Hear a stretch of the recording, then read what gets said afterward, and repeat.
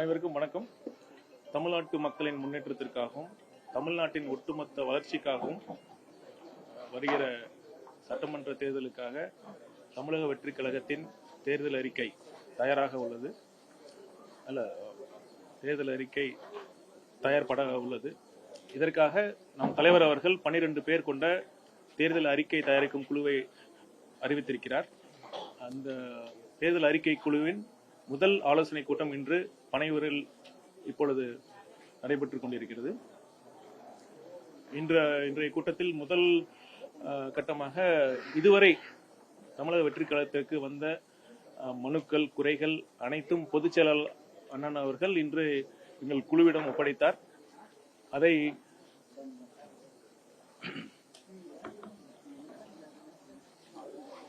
அதை குழுவினர் நாங்கள் அதை தீர படித்து அதற்கான தீர்வுகளை நாங்கள் அறியவிருக்கிறோம். அதன் பிறகு அடுத்த கட்டமாக தமிழகத்தை மண்டலம் வாரியாக பிரித்து இந்த குழு ஒவ்வொரு மண்டலத்திற்கும் சென்று மக்களை சந்தித்து அங்கு உள்ள சங்கங்களை சந்தித்து அவர்களின் குறைகளை கேட்டு அவர்கள் எந்த மாதிரி எதிர்பார்ப்புகள் மக்களிடம் இருக்கிறதோ அதை கேட்டறிந்து அதையும் கருத்தில் கொண்டு இந்த தேர்தல் அறிக்கை தயார்பட உள்ளது.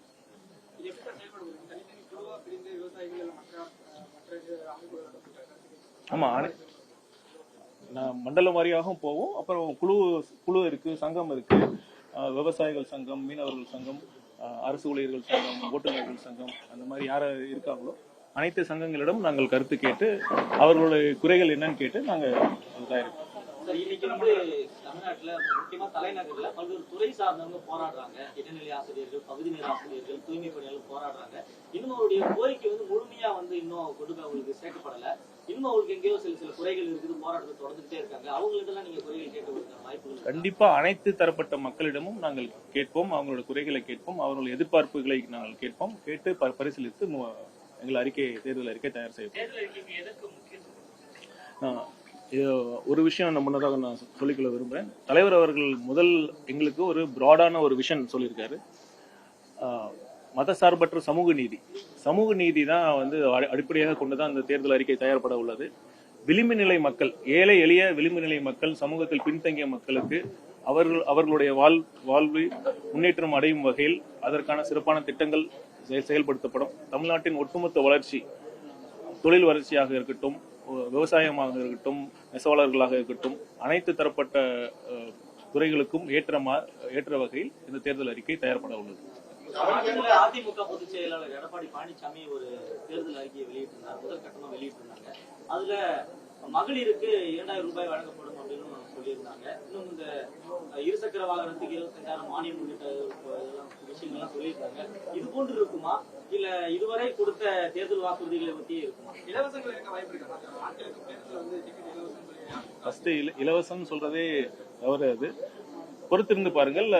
தேர்தல் எந்த மாதிரி அம்சங்கள் எங்கள் தேர்தல் அறிக்கையில் இருக்கும் என்பதை தலைவர் அவர்கள் அறிவிப்பார்.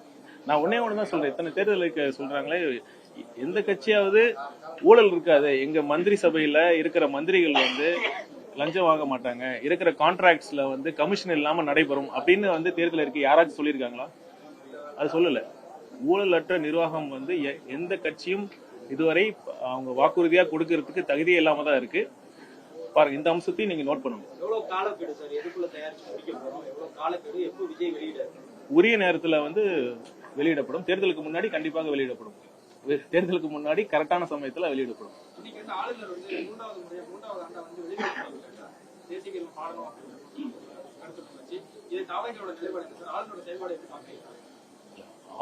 ஆளுநருடைய பணியை செய்யணும். ஆனா இது பாத்தீங்கன்னா தொடர்ந்து 3வது ஆண்டாக இதே மாதிரி நடைபெறுது. என்ன சந்தேகம் வருதுன்னா, இது வந்து 2 பேரும் பேசி வச்சுட்டு இதே மாதிரி பண்றாங்களா? இதை வந்து திமுக மக்கள் இப்ப வந்து பல்வேறு பிரச்சனைகள் சந்திச்சுட்டு இருக்காங்க. நீ ஏற்கனவே குறிப்பிட்டது மாதிரி பல்வேறு சம்பந்தப்பட்ட துறையினர், சங்கத்தினர் போராடி இருக்கிறார்கள். இதெல்லாம் திசை திருப்பும் விதமாக இது திட்டமிட்டு 2 பேரும் வந்து சேர்ந்து இது நடைபெறுகிறதா என்ற சந்தேகம் வந்து கண்டிப்பா இல்லாமல் இல்லை. இது தொடர்ந்து 3வது ஆண்டு இதே மாதிரி நடைபெறுது. இது வந்து அதனால அந்த சந்தேகம் வலுவாக இருக்கிறது.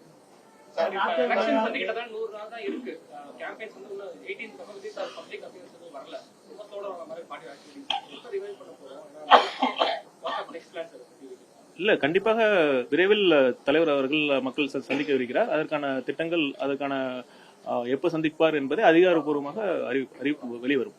தேர்தல் அறிக்கையினாலே திமுக தேர்தல் தான் ஹீரோன்னு சொல்லுவாங்க. இது மிகப்பெரிய கட்சியோட தேர்தல் அறிக்கை எப்படி இருக்கும்? திமுகவோட தேர்தல் அறிக்கை ஹீரோவா ப்ரொஜெக்ட் பண்ணாங்க. அது எப்படி இருந்தது? ஜீரோவா தான் இருக்கு. எத்தனை தேர்தல் அறிக்கை அவங்க வாக்குறுதியில எத்தனை இது வரைக்கும் ஃபுல்ஃபில் பண்ணிருக்காங்க? அது நம்ம சொல்லி தெரிய தேவையில்லை. அவங்க நிறைவேற்றாத வாக்குறுதிகள்னு ஒரு புக்கே போட்டிருக்காங்க. அந்த அளவுக்கு தான் இருக்கு.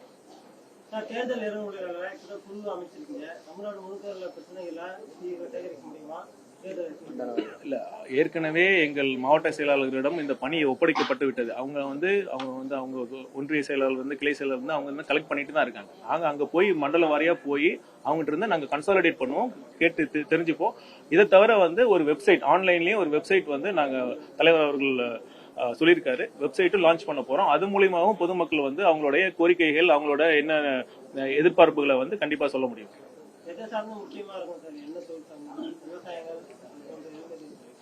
ஒட்டுமொத்த தமிழ்நாட்டின் வளர்ச்சிக்காக இருக்கும் ஒரு வளர்ச்சியின் பாதையை தமிழ்நாட்டுக்கு கொண்டு செல்லத்தக்க ஒரு தேர்தல் அறிக்கையாக இது இருக்கும். தேர்தலுக்கு இன்னும் குறுகிய காலகட்டம் தான் இருக்குது. இன்னும் ஒரு மாசத்துக்கு மேலாச்சு தலைவர் களத்துக்கு இன்னும் நிறைய இடங்களுக்கு போக வேண்டியது இருக்குது, நிறைய மக்கள் சந்திக்க வேண்டியது இருக்குது. அதுக்கிடையில இந்த சென்சார் போர்டு பிரச்சனை, சிபிஐ இதா இருக்குது. இதெல்லாம் உங்களை முடக்கிறதுக்கான வேலையா பாக்குறீங்களா? இல்ல எப்படி இதை தாவேக எடுத்துக்குது? ஜனநாயக இஷ்யூ இப்ப இன்னைக்கு கூட ஹைகோர்ட்ல ஹியரிங் நடந்துட்டு இருக்கு, சப்ஜுடிஸா இருக்கு. சோ அதை பத்தி நான் இப்ப பேசுறது. சிபிஐ என்கொயரி விவகாரத்துல திமுக தாவேகாவுக்கு எதிர்த்து ஆதரவா கொடுக்குறாங்க. ஃபார் எக்ஸாம்பிள் பாஜக இதுக்கு பின்னாடி இருந்து வருத்துறாங்க தாவேகாவுக்கு திமுக சொல்றாங்க. உங்களுடைய கருத்து? திமுக அப்படி சொல்றாங்க, பாஜக என்ன சொல்றாங்க சொல்லுங்க. அவரு பாஜகவோட மாநில தலைவர் என்ன சொன்னாரு அது தெரியும்ல. 23ஆம் தேதி பிரதமர் வராரு. ஏறத்தாழ எல்லா கட்சியினுடைய கூட்டணிகளும் இதேதால முடிவாயிடுச்சு.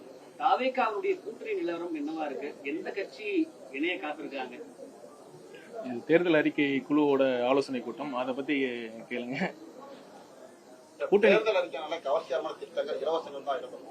உங்களுடைய தேர்தல் அறிக்கை அதெல்லாம் இருக்குமா இருக்காதா? முன்னாடியே வரதுக்கு முன்னாடி இப்பயே கேட்டீங்கன்னா என்ன? கவர்ச்சியான திட்டங்கள் இருக்குமா இல்லையா? மக்கள் கவர்ச்சின்னு சொன்னாலே அது மக்களை ஏமாத்துற மாதிரி ஒரு எண்ணத்துலதான் காட்டுது. அந்த மாதிரி அதான் கவர்ச்சிகரமான திட்டங்கள்ல சொல்லி மக்களை ஏமாத்திட்டு தான் இது வரைக்கும் இருந்திருக்காங்க. கவர்ச்சிங்கிறத தாண்டி மக்களுக்கு பலன் தரக்கூடிய மக்கள் நலன் சார்ந்த திட்டங்கள் கண்டிப்பா இருக்கும்.